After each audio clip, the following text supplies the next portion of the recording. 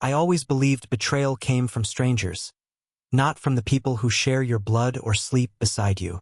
But my story proves otherwise.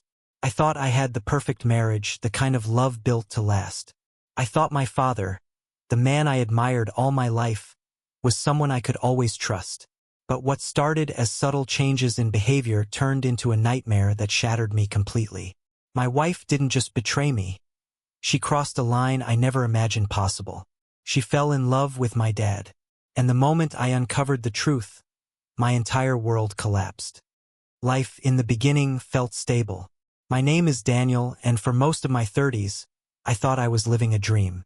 I had worked my way up in a modest marketing firm, earning a reputation as someone reliable, dependable, the man who always kept his promises. At 35, I had a steady career, a small but beautiful home in the suburbs, and most importantly, a woman who I believed was my soulmate. Her name was Emily. We met in college, and although our lives took different paths for a while, fate brought us back together. She was gentle yet ambitious, a woman who loved family gatherings, who dreamed of raising children surrounded by warmth and love. I adored her. To me, she was proof that I had done something right in life. Family mattered to Emily as much as it mattered to me. Every holiday, every birthday, she made it a point to bring both our families closer. My father, Robert, became a frequent guest at our home. A man in his early 60s, retired from a lifelong career in construction. My father carried himself with the kind of confidence only age and experience bring. He was charming, witty, and carried a charisma that drew people in effortlessly. At first, I loved how well Emily and my dad got along. It made family dinners lively, filled with laughter and stories. My father often complimented Emily, sometimes on her cooking, other times on her sense of humor. I never thought much of it. After all, he was my father, a man I trusted more than anyone. But over time, subtle things began to shift. Emily, once deeply attentive to me, seemed distracted. Her eyes lingered too long on her phone. She laughed a little harder at my father's jokes. She made excuses to call him, sometimes under the pretense of asking about repairs or advice. First, I brushed it off. They were family. What harm could there be? Still, I couldn't shake the unease. Sometimes, when I'd walk into the room unexpectedly, I'd find them sitting closer than necessary, voices dropping the moment I entered. My rational side told me I was imagining things. My emotional side whispered something darker. The cracks widened with time. Emily, who once filled our weekends with outings and plans, started suggesting we spend more time at my father's house. She would say it was important to check in on him, to make sure he wasn't lonely in retirement. I agreed, not wanting to seem like the paranoid husband.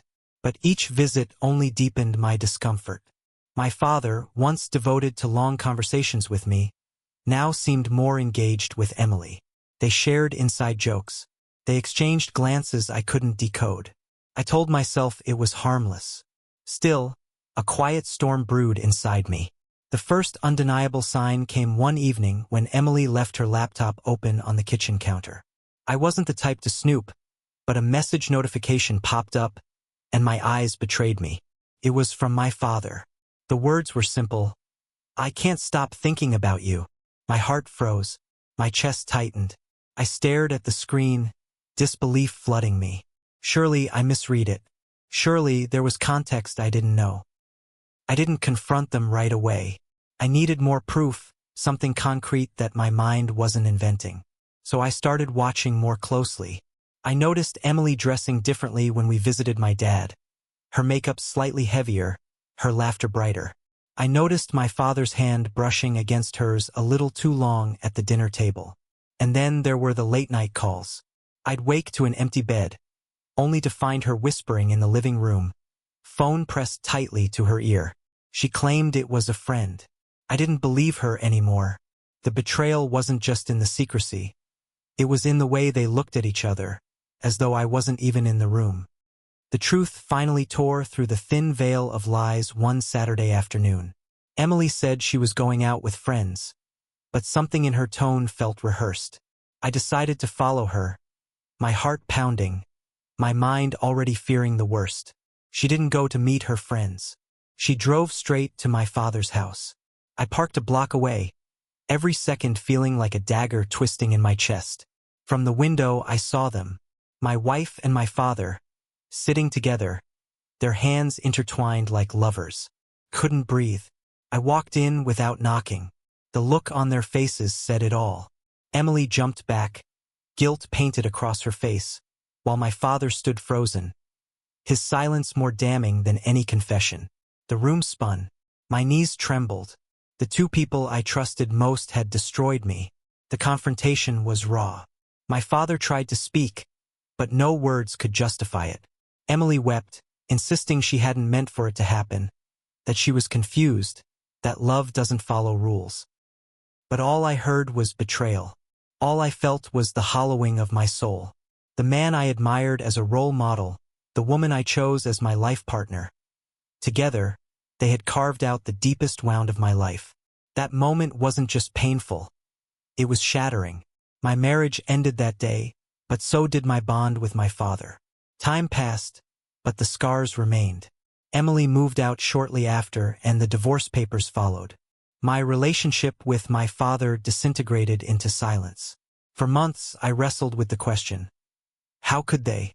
I replayed every memory, every laugh, every family dinner, searching for the moment I lost them both. Healing wasn't quick. It came in small steps. Friends who reminded me of my worth. Therapy that helped me process the rage and grief. Long walks where I let the tears flow. Betrayal taught me a truth I never wanted to learn. Sometimes, the deepest wounds come not from enemies, but from the people you'd take a bullet for. Today, I stand stronger but forever changed. I no longer measure love by words, but by actions. I no longer assume loyalty, but value it as the rare treasure it is. And as I share this story, I leave you with a question. If betrayal can come from the people we trust most, how do we ever truly know who deserves our trust?